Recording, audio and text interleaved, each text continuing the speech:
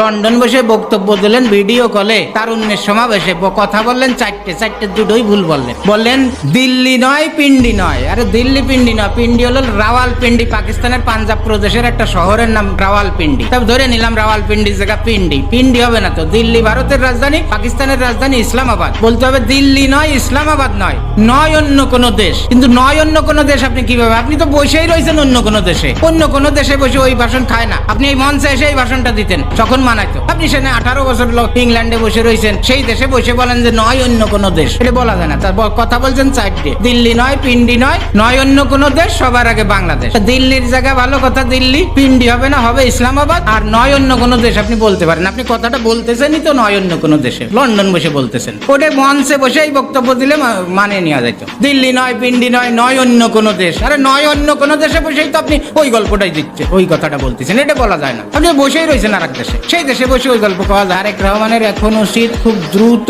দেশে আসা।